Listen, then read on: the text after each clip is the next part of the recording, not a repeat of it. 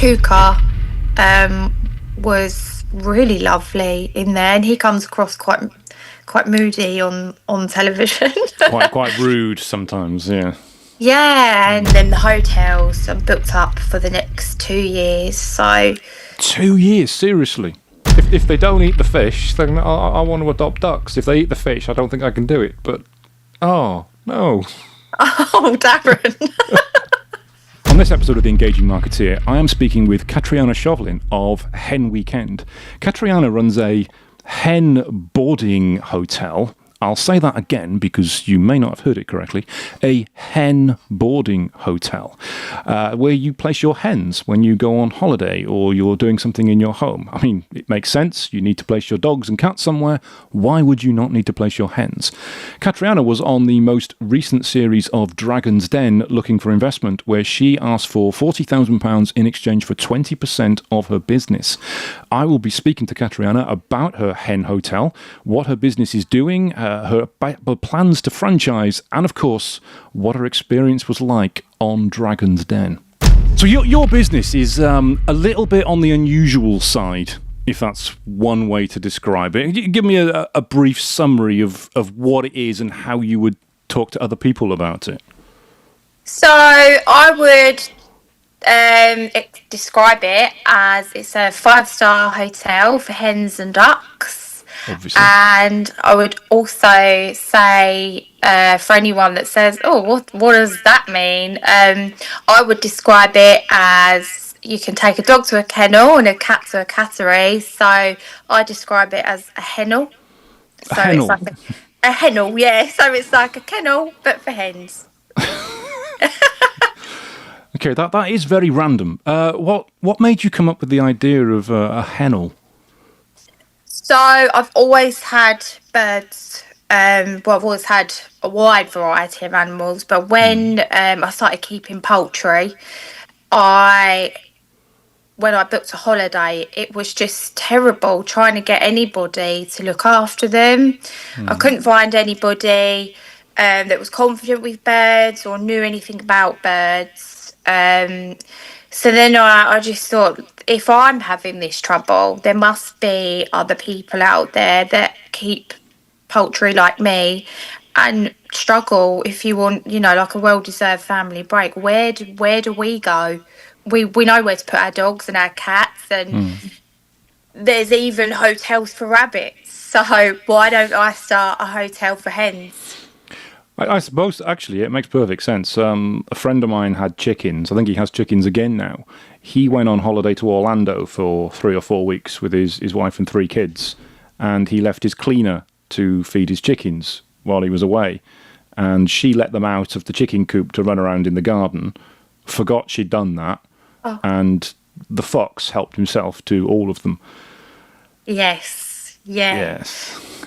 So that's what I mean. It's a bit more intense than people probably imagine. So back in the day, I think when people had chickens, it was a case of just letting them out, putting them back in, chucking some food on the ground, and kind of letting them fend for themselves. Whereas we're a nation of animal lovers now, and like I said, you can take your dog to a groomer's and you can take your cat to spas and all sorts these days. So why should a hen hotel be, like weird? It should be normal. They're our pets. So I love my chickens, like, they're my babies, and I want someone to look after them the way that I do.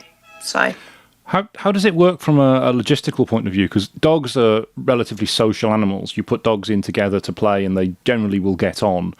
Chickens are not sociable at all, are they, in terms of intruders or strangers coming in? So I would say hens, to new people, they can be a bit wary. So it does take a little bit of time to gain their trust. From another social aspect, a flock is a flock. I could never just load up all these birds and mix them and expect them to get on. They're very territorial. And if there is an outsider bird that comes in, they will fight to the death, and they can be very brutal. So I'm quite lucky in terms of space, and I can put birds, I can space them far away enough from each other where they'll never see another bird out of their flock, and they'll never hear another bird outside of their flock. So Oh, wow, you've got that much space. You can separate them so they can't even hear each other. yeah, they won't be able to hear one another. So I did even think about it, from that aspect, and place them strategically so that nobody would be stressed. And I've marketed it as like a holiday. It's a holiday for hens. So, and holidays are not stressful, we hope. So, So how much space do you require for this, and how many individual flocks are you able to house at one time? So in terms of space, like I said, I'm quite lucky. I've got a couple of acres at home, and I started with one hotel, which was quite a large hotel. And I say hotel for people that don't know, it's a chicken coop and a huge chicken run, which can fit maximum of 20 birds. So when I first opened, that was just fully booked, and I thought, right, so I've got the demand and I'm gaining customers. However, there was a lot of people that I still couldn't fit in because the hotel was booked. So then I had to build another one, and then another one, and then another one. So I've got 4 or 5 hotels now. Some are bigger than others because some people only have 3 birds, or some people have 15. So I'm trying to cater for all now. And how big is the market? You said there was big demand for it, but how many people have chickens in the UK? So over 1.2 million of us now have hens in our back gardens in the Wow. UK. Yes. So the reason for that, obviously, COVID was probably a big reason. People were getting lots of pets. And I would say the second reason is that there are charities, one being the British Hen Welfare Trust. They rescue hens from slaughter. So once the farmer's kind of done with them at 18 months, they'd usually be sent off to the slaughterhouse, and then the farmer would get a new crop of birds and he would start all over again. That's how this works for the egg industry. And you've got these charities that come and they rescue them, and lots of people like you and I, we put our names down and we go and adopt them and take them home, and that's how they end up in our gardens. Why would they get rid of them after 18 months? So 18 months, a hen, she's classed as quite a mature bird now, and their bodies typically, they do start to kind of slow down a little bit. And obviously with the demand of the egg industry, they will just start over again. So yeah, she's classed So as old. do they not lay eggs then, or do they just lay them infrequently at that age? They do lay eggs, but that's when they'd come into a molt as well. So they do molt like cats and dogs, where they'll lose some feathers and then they'll regrow them, like most animals. So once they go into molt, egg production does slow down or stop maybe altogether. So that's why they'll just start all over again. So they're thrown out then, and you're looking for people and other people around the UK to actually adopt them and give them homes. Yeah, we are, yeah. How long do they live then after the 18 months? So my eldest one that I have recently lost her this year, she was 10. Oh, So wow. they've got a long life still, and they've got lots of love and everything to give, and they really do brighten up your life, really. Years ago, before I had birds, I was never fond of kind of sitting in the garden, but because I have birds and all of that now, my garden's come to life. It's a completely different outlook that I have. So it seems horrible then that they're sent to slaughter after 18 months when they've theoretically got another 8.5 years they could live for. Yeah, it's the harsh reality, I'm afraid. So, in terms of people who want hens in their garden, who want to do this, where's the best place for them to look to actually acquire them?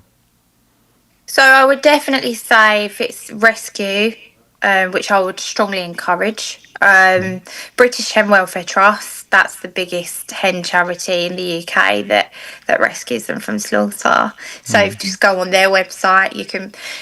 There's a map and it will show you whatever area you're in, where the nearest collection point is. You put your name down. They'll obviously have to do some checks as well to make sure that you've got the right equipment. So make sure you've got your chicken run and your chicken coop all set up and it's all predator proof and things like that. Once you've sent those over, you can go and collect your hens when they have a rehoming day. Oh, so you just need to get one professionally made or buy one in, Yep. and get photographs of it to demonstrate that it's safe. Yes, yeah, you do. It's almost like if you're going to rescue a dog or a cat, they would kind of do their home checks, wouldn't they? So they're just checking that you're responsibly taking them on as well. And dogs are obviously quite high maintenance depending on the breed. Some of them require a lot of walks, some of them not so much. Cats are relatively low maintenance, look after themselves, but they still require a lot of vet bills. What are chickens like for somebody to look after? That's a good question. I always think with animals, you get out what you put in. So I spend a lot of time with mine because I enjoy it, and they are spoiled. So it depends really. Not a lot of people have time, but they still want to have hens, and they can only spend time with them at the weekends, and that's all fine. But um, I would say they're mid maintenance, if that's even a phrase. Mid maintenance. Yeah, they still need cleaning out. They still need, a nice home to live in. They still need appropriate food. They still need um, to live in a predator-proof housing. So there are things that they do need that you might not even think of. You know, even food storage. Make sure their food is stored appropriately. Otherwise, you'll get furry visitors that you don't want, such as rats or mice or Right. things like that.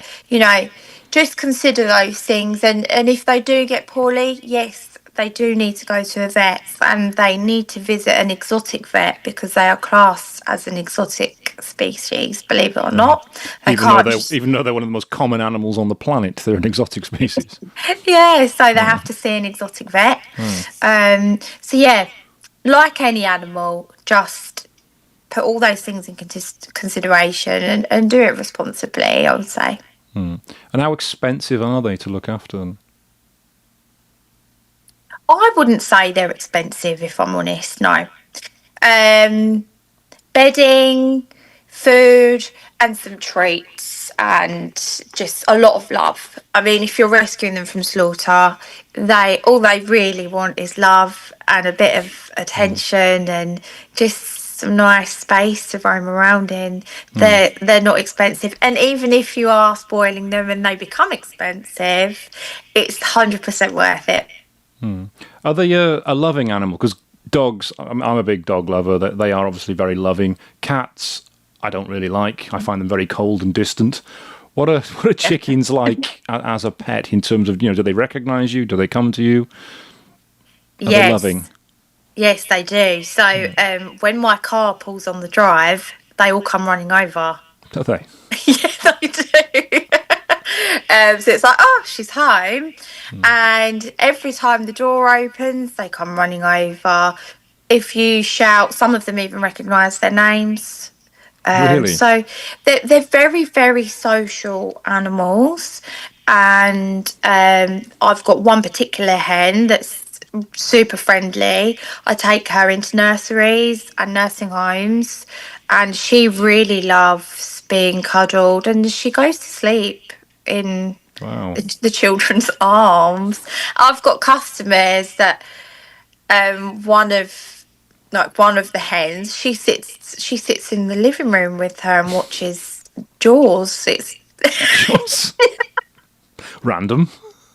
Yeah, apparently that's her favourite film. But yeah, I mean, I think they are really loving and very sociable creatures and very smart. A lot of people think that chickens are stupid. They're not. They're not stupid at all. They've got.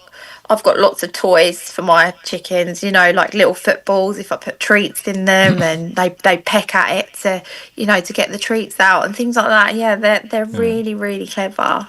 Yeah. So how does this work as a business for you? How do you make the money with your chicken hotels? So, in terms of the hotel, I charge per bird per day.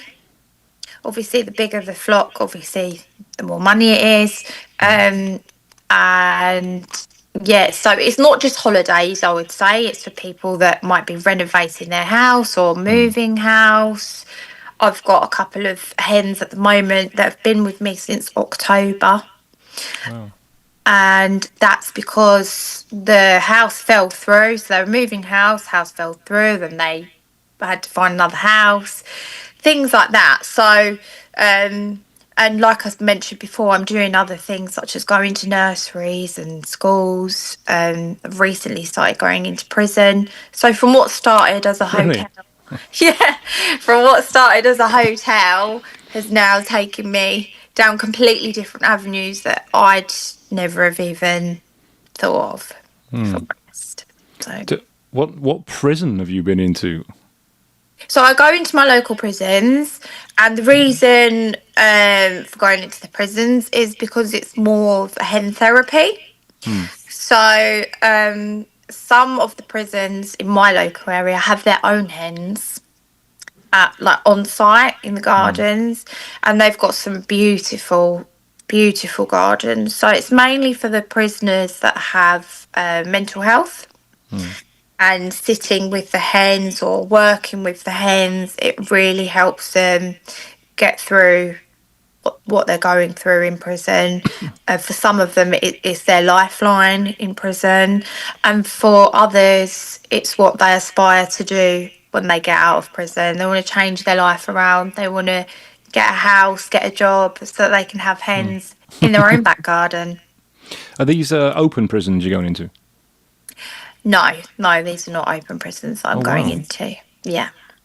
Wow. But yeah, it's really opened my eyes from what I thought prison would be like. Like I say, the gardens are just beautiful, very beautiful gardens, and it's really nice. It's really, really nice to see how hens can help people in different situations.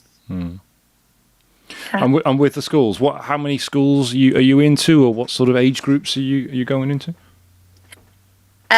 Schools, well, anything from nurseries all the way up to universities I've been going into. To universities as well. Yeah, so that is more, the nurseries I would say is more touch, feel, and just basic facts about hens. Lots of children have actually not ever come into contact with a hen. They might have seen them on a farm, but we all know what chickens are like. They just walk off and they do their own thing anyway. So, uh, especially when there's little children around. Yeah. But so yeah, they learn the basic facts about hens, and then obviously the older they get, the more in depth we go into about hens, what type of settings they can live in the commercial industry, whether that be a caged hen, barn hen, free range, organic, and then we learn about the egg industry, what happens to them after that, what difference we can make as consumers, making better choices in the shops, and just things like that, really. And they really, really enjoy it, because I would say a chicken is an animal that is quite often forgotten about. In terms of, so going back to the question, I've just thought about this. When you said people are adopting hens that are otherwise going to go to slaughter, my friend who had chickens, he was buying the eggs and then hatching the eggs. Presumably that's the equivalent of buying a puppy, as opposed to adopting a dog that's at a shelter. Is it better for people to adopt chickens that are of 18 months, or should they be buying eggs, or can they mix the two together? Is that possible? I would say ethically, it's probably better to adopt. Again, another reason why I've become quite popular in schools and nurseries is because I'm trying to steer those away from hatching projects. The Right. reason why I personally don't agree with hatching projects is because I just think it's unethical, and the ratio of male to female, the male, it will always be stronger. So there will always be more males born than females. Really? Yeah. And unfortunately, nobody wants male birds. Obviously, that's a cockerel. Several reasons why people don't want cockerels. Although they do a fantastic job, nobody wants the early morning wake up calls. They're very loud. Um, Yeah, I mean, some people have cockerels and they'll say they are the friendliest bird ever, and they may well be. I personally I just don't have one. But yeah, I'm just trying to steer people away from just hatching constantly because, like I say, it's unethical. Nobody wants the males. They end up being having a very sad fate, so they'll just be killed and given to, I don't know, like reptile places for food. So yeah, I would always encourage adopting any animal, not just chickens, but that cats, dogs, just yeah, please rescue instead of hatching. It's just much better. It is horrible, isn't it? I saw it was an episode of QI many years ago where they were talking about chicken sexes, which is someone who can identify the gender of a chicken when it's first hatched, and they can do it really quickly within like a second, and they'll grab the chick, and if it's a female, it goes into one pot. If it's a male, it goes into the other pot, and it's deciding the fate of something that's just been born so quickly and so devastatingly. It just tarnished me a little bit. Just hearing about that, it's horrific. It is awful. And I remember last year I was actually in a Catholic school, and with my rescue hen that had been rescued from slaughter, and they were hatching at the same time, and I just thought I just thought it was absolutely bizarre. And there are these companies now which go round schools with incubators. So they'll provide you with the incubator, they'll provide you with the eggs, you hatch them, 2 weeks later, they'll come and pick them up. And obviously, the teachers and all the students believe, oh, they're going back to a farm. They're all going back to like this lovely place. Then, unfortunately for the males, that's not the case. They're going to be destroyed. They will be destroyed. Yeah, majority of them. It's really sad, really sad. And I just don't think as humans we have the right to do that. Why do we keep hatching things or breeding things just to destroy it? It does raise real horrific moral questions, doesn't it? When you're basically eradicating one half of a species Yeah. because you just don't want it. No. So sorry, males. Well, the men have It's got to horrible. the men have got to get a bad rap at something. They've got the advantages with everything else. It's chickens where that's where all the bad luck has gone into the male species. But there we are. Yeah. And spiders, of course, because they get eaten. We won't go into that. No. Dragon's Den. Yes. You obviously were on the last series of Dragon's Den with your business. How was the application process for that? Did you apply for that, or did they reach out to you? So, they reached out to me. I had this random number keep calling me, and I thought, what is this? And we're in that day and age now where we'd rather Google the number than pick up the phone. So I do that, yeah. Yeah.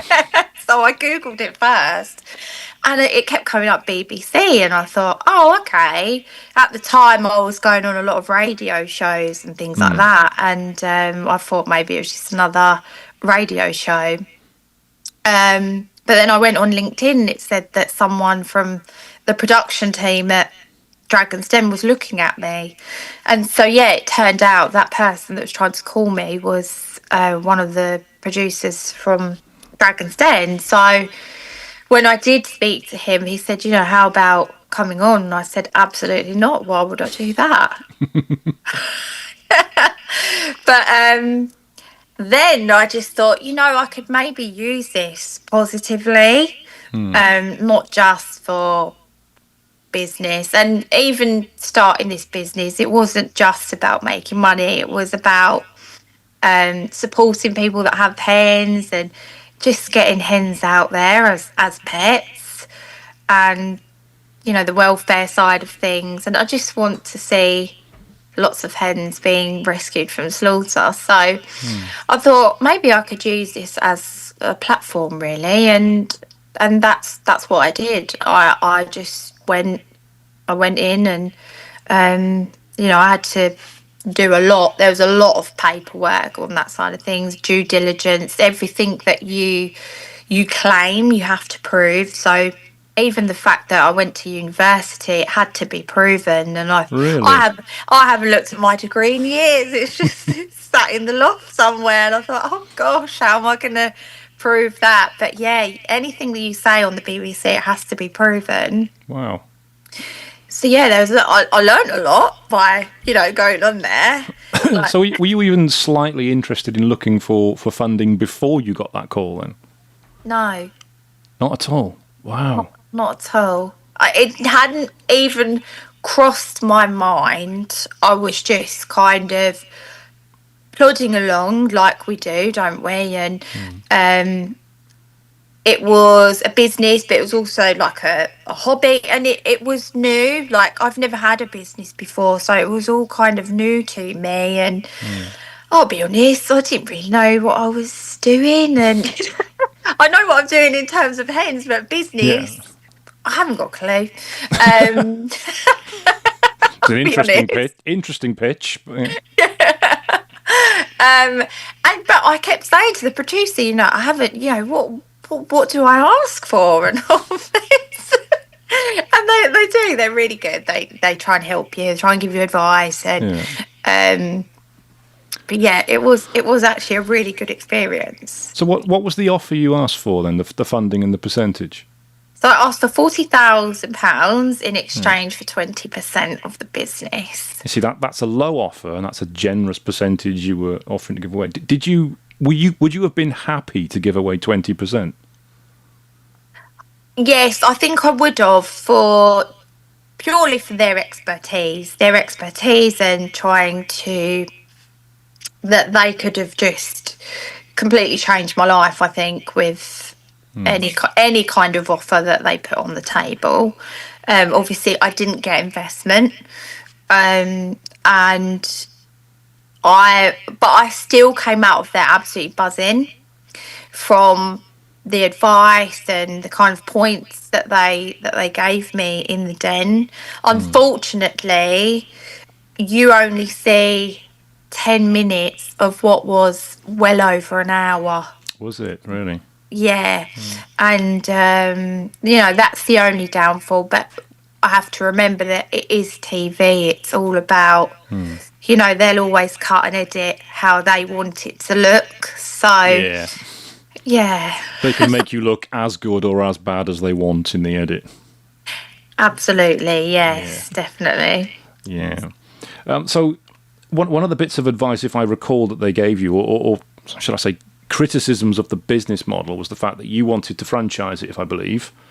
Yes. And they said there's not really anything you could protect from a franchise basis because there isn't anything that stops somebody else doing the exact same thing you're doing. They wouldn't need you to do that. Have you addressed that since, or done anything to sort that out? So I would say I'm protected in terms of trademarking, so no one could copy me in terms of that.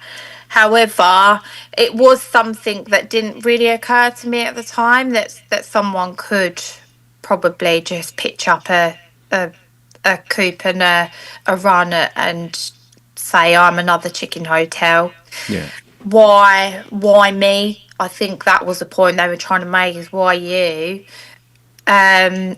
and it didn't really come across on the TV that, it was more, yes, it is a personal business to me and it's about me and my expertise. And yeah, I mean, I still don't really know the answer to the question now, if I'm honest. Right.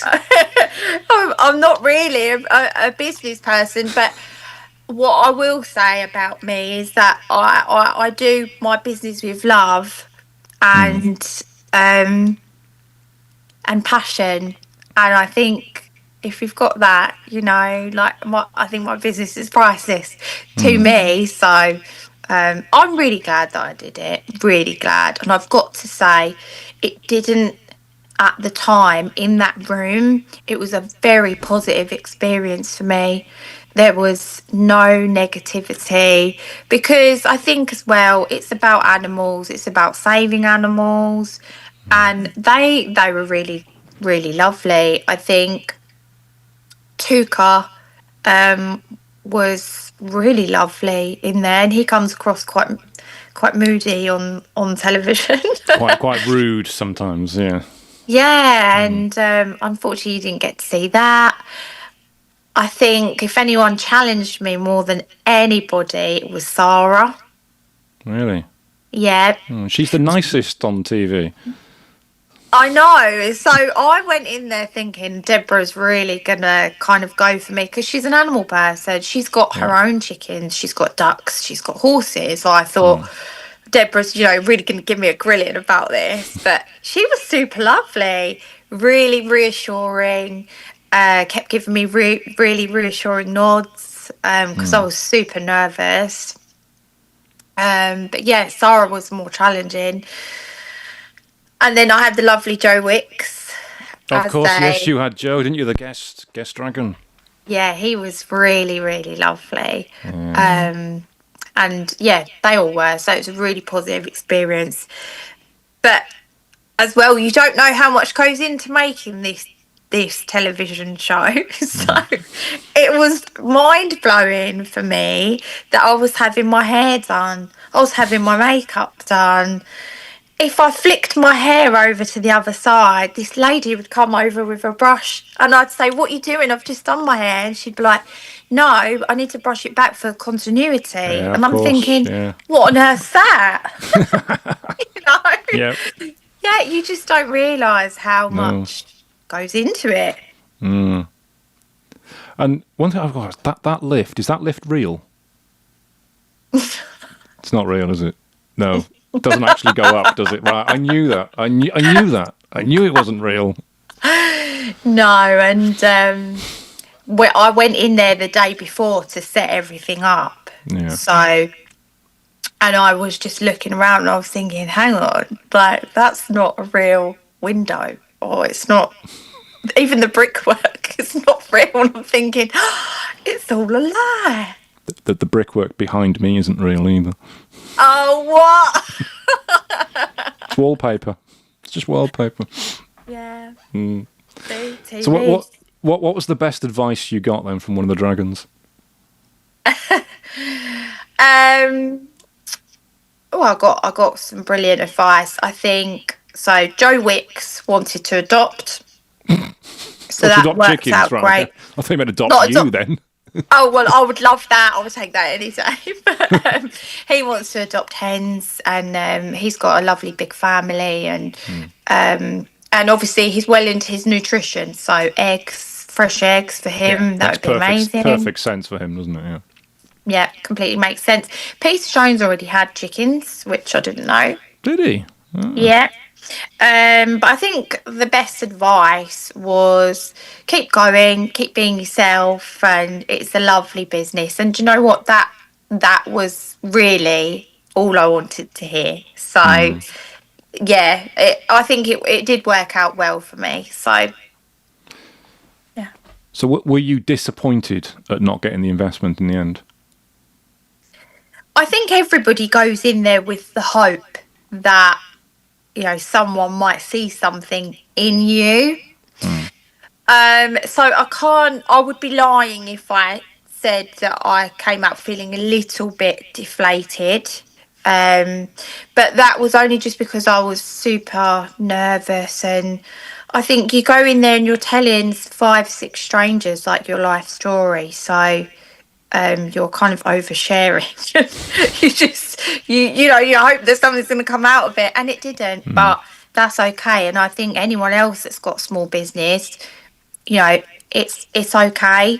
Keep going, and don't be disheartened. Just if you're passionate, just keep going and keep being yourself. And are you still looking for investment now, or is that it? You've got the exposure, you were happy with that? I think, what will be will be. If something happens in the future and someone comes along and reaches out about investment, I'm happy to listen. So if anyone is watching this or listening to this now and they're interested in investing in your business, you are open to conversations. Yeah, I'm open to conversation. Yes, Darren. And are you still looking for 40,000 for 20%, or is that negotiable as well? We can negotiate. You can negotiate, okay. And I feel like this is a grilling now. I'm channeling my inner dragon. And Yeah. what would you do with the 40,000 if you receive the investment? Well, I would love to franchise, and That's still the plan, is it? Franchise the business? I would like to. So I think it would be really useful because I'm only solving the problem here in Kent. I think as well, I'd love to see a hen hotel up in Scotland. There's lots more land up there, and there's a lot of rescues happening up there, I believe, with no real like animal caregivers specifically for hens. So yeah, I would love to franchise, and I would probably, if I got investment, pay more attention to schools. I think that's really important that children learn about animals and ethical choices and consumer decisions. So there's a couple of different revenue streams to the business then, isn't there? Yeah, there's quite a few, I think. Is So it yeah. is it difficult to get into schools? Because schools notoriously have very limited budgets to spend. So do you find it easy to make the contacts and to get the business out of them?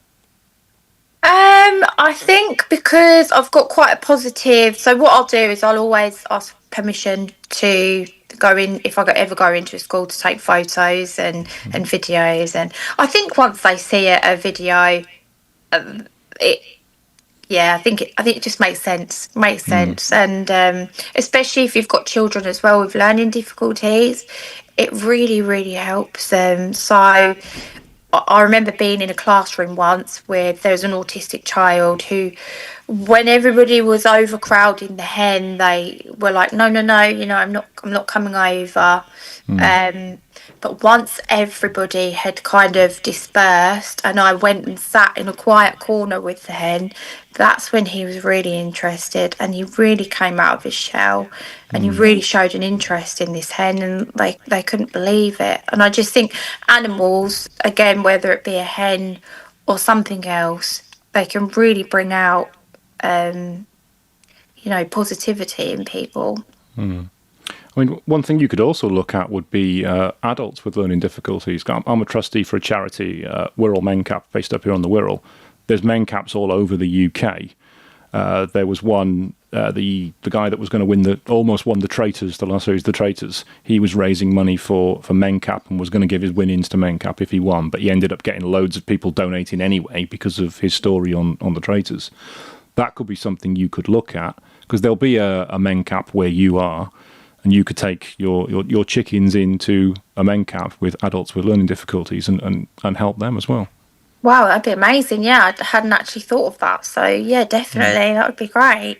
So there's lots of avenues for what you can actually do. Yeah, lots So of avenues. have you proceeded or gone any further with the idea of franchising yet? Have you looked at what the next step would be? Well, I have thought about it, but no. I mean, as I've said, and I'm just a normal person. I've not got a real business head. So, I mean, if anyone would love to advise me, I'm really open to advice and help, really, because I just, I'll be honest, I don't know. And I'd love to, but I don't know how to get the ball rolling. Okay.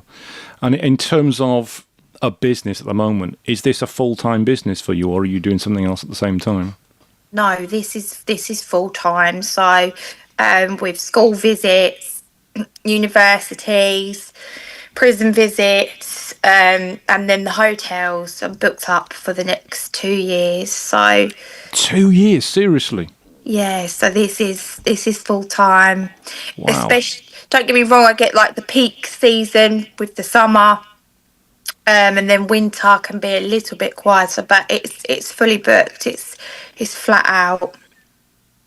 That is impressive. And going to ask more personal questions now. How well does it pay as a business? You know, what I mean, can you tell us what you're turning over and whether you're paying yourself as well? I'm paying myself You are paying yourself. Are you paying yourself well? generously, yes. You are paying yourself. That's quite the cackle. That means you are paying yourself well. Yeah, maybe. Oh, not so sure now. Not so sure. No, I don't want to sound like too much of a prat. So But that's all right. That's all right. I mean, if it's a full time business for you and you're living off it, then it's doing all right. It's doing all right. But in terms of somebody as a franchisee, for example, you mentioned that you've got how many acres? Did you say? hey, 2 acres. So somebody that was going to get into this would ideally need that kind of land already in order to do it, or access to that kind of land. Otherwise, they're going to have to pay for that additionally. Do you need any kind of planning permissions to create a chicken hotel? you don't need planning permission, but it's always worth checking with your local council. Or say you live in a new build estate, there are covenants on some estates that you can't have livestock or poultry. So it's always worth checking those because every area is different. However, DEFRA, um, they say that you cannot have more than 50 birds on site at one time. If you do that, you are classed as more of a smallholder Right. rather than a hobbyist.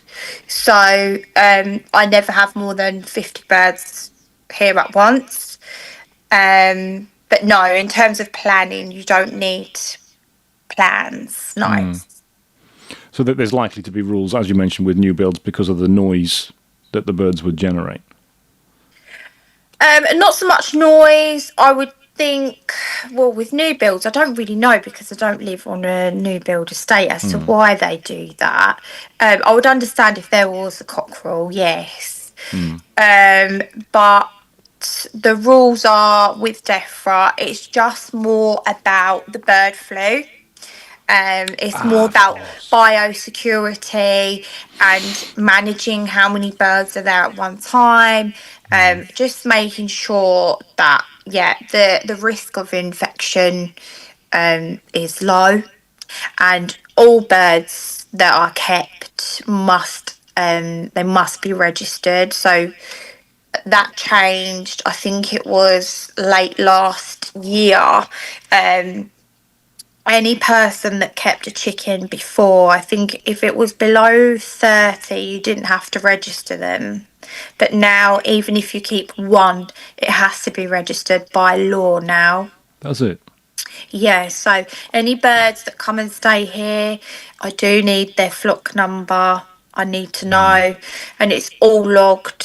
It's all done professionally, and I always keep in contact with DEFRA so they know where the birds have moved from, where they've gone to, how long they've been there for, and if there was a risk of an outbreak or we had an outbreak, then they have that information to hand.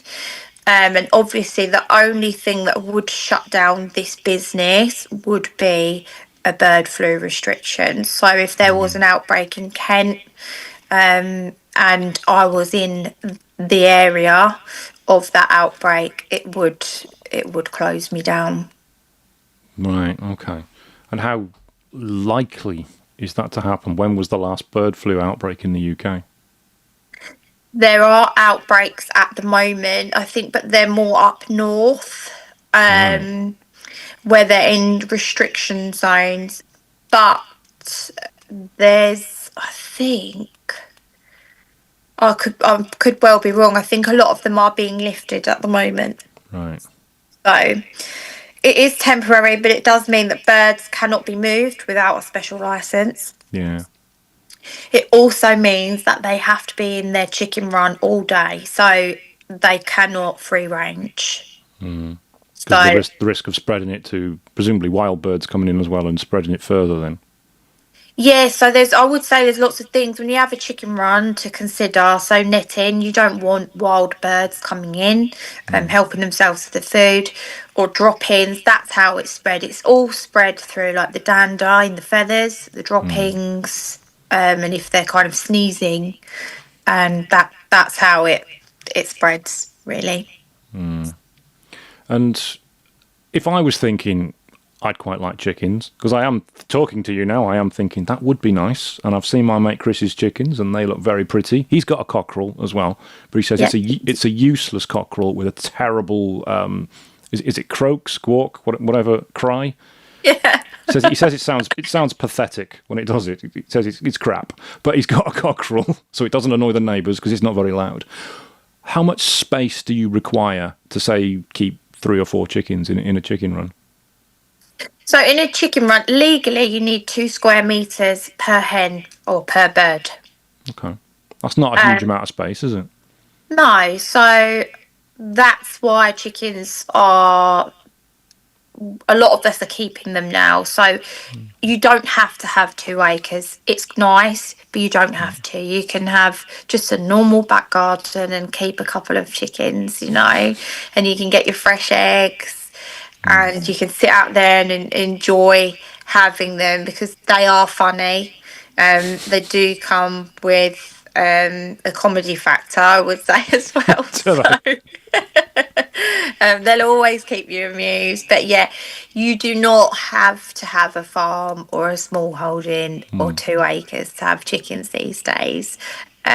So they're again becoming popular for that reason. So So I'm thinking like the chicken in the Disney movie Moana.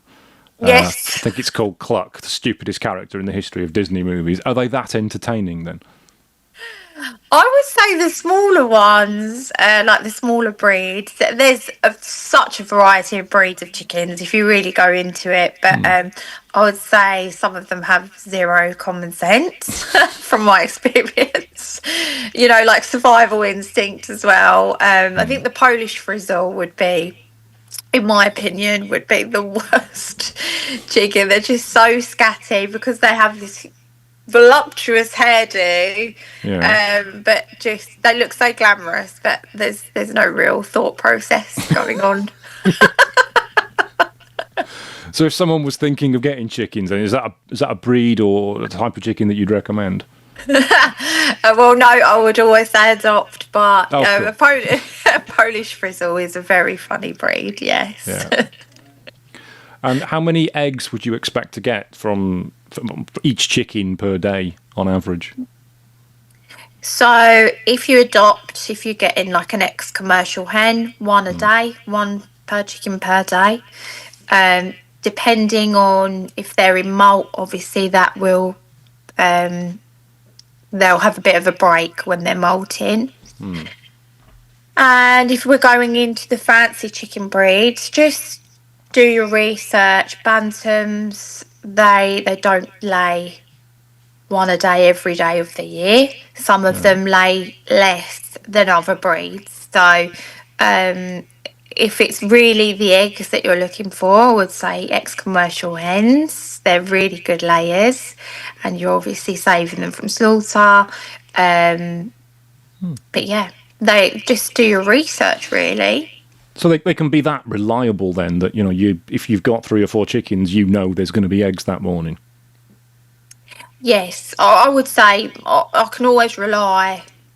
I don't really like using that word because I have them for more than eggs. You know, they're not just Yeah. egg layers to me. But yes, I would say I don't know, if you've got a big family and you love or you go for a lot of eggs. A lot of my customers all go to the gym, so that's why they have chickens, to the Oh, eggs. of course, yeah. Yeah, so like bulking up and all that kind of stuff. Another reason Joe Wicks would have wanted them. Yes, maybe. But some breeds are less prolific egg layers, and it's the same with ducks. Oh, yeah. So people have ducks for breeding, for egg laying as well. Yes, I do. Yes, so I have a lot of ducks stay here as well. How do you keep ducks? Because chickens obviously can't fly, but ducks can. I don't think I've only now. had real flyers, to be honest. I think a lot of when birds stay here, a lot of them are clipped, which sounds horrible. I hate using that word. So when they're free ranging out in the garden, obviously they can catch flight a little bit, but because they're so heavy, they can't fly off. Can't get anywhere. Yeah. So a lot of them are clipped. But ducks I do make adaptations for. So whereas a chicken, their way of bathing is a dust bath. So they'll dig a hole and they'll chuck dirt over them, and that's their way of cleaning. Whereas a duck obviously needs water. So I will put in some little paddling pools for them, and they'll swim and bop about and have a little holiday. See, I've just renovating a house now, and my back garden is being developed as we speak. And because I've always wanted a really, really big pond, and I've got a massive pond that's been dug out there. So much so that there's like a 12, 14-foot bridge going over the pond. Is that the kind of thing that you could keep ducks in? Yes, definitely. I've got big ideas for you now, Darren. So would they eat the fish though? Oh, what? I don't think so. I don't know, actually. Well, if you've got koi carp in there, it's an expensive experiment, isn't it? Yes. I mean, I haven't yet. I haven't got anything yet, but but I can see that with the lovely little duck house on there. Yeah, I think that would be really nice. Yeah, you can't have a pond and not have ducks. Well, if they're going to eat the fish, then I'm not sure I want something like that. But if they're not going to eat the fish, koi carp would be a very big fish to try and tackle. So well, they're small to begin with. You see, the small ones are about £8 each. You see, and they're probably duck mouth sized. I would have thought. I'm not so sure. Well, it is worth mentioning that you can also save ducks from slaughter. Who's slaughtering ducks? The egg industry. But ducks can live in the wild, and obviously chickens can't. Can they not? Are they not allowed to just free them, or is it because they're clipped they can't go anywhere? So they'll be commercial. These are commercial ducks, so you can buy duck eggs in the shop, can't you? So they will have a duck farm. Oh, so, yeah. They're See, these are the things ducks. that people don't even doesn't enter people's heads, does it? Where do the duck eggs come from, or the quail eggs, or? Ducks are beautiful creatures. They are gorgeous, yeah. Oh, now you've upset me now. Ducks are being slaughtered. Sorry. If they don't eat the fish, then I want to adopt ducks. If they eat the fish, I don't think I can do it. But, oh, no. Oh, Darren. We'll be signing you up. You'll be at the adoption centre at the weekend. I know. Which bastard is slaughtering ducks? Come on. What a horrible job that is. Oh, yeah, duck slaughterer. Well, gosh. Always support British farming. British farming is good. Just don't buy any eggs outside of the UK. Yeah. So buy British eggs and duck eggs are okay so long as they're British. Just support British farming, guys. That's what we want. So is it outside the UK typically these are being slaughtered, not inside the UK, or? No. So they are being slaughtered in the UK. However, I would always say support British farming because we can control the welfare here. Okay. Whereas in the EU, their welfare standards are not great. So I know it's hard when people are on a budget, maybe, or you have a big family and you want, the cheapest eggs. But just be mindful of where they come from. Okay, that's wise words. Yes.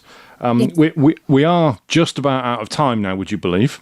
Okay. So anyone listening to this who's thinking, I want to adopt chickens, or I want to speak to you more about chickens or ducks, or I want to invest in your business for 20%, negotiable, or I'm interested in a franchise on keeping hens, what is the best way for them to get in contact with you? So the best way to get in contact with me would be through Facebook, which is Hen Weekend Chicken Boarding, or Instagram, which is Hen Weekend _ Weekend fantastic. I will put the links for those below the podcast. So anybody watching on YouTube, it's in the description. Anybody listening on Audible, iTunes, Spotify, wherever you get your podcast from, it's in the podcast description below. So Katriona, thank you very much for being on the podcast. I've learnt so much, and I'm going to find out now whether I can adopt ducks. Thank you so much for having me, and I really hope you get those ducks. I'll let you know how I get on. Thank you. Yes, please. Thank you.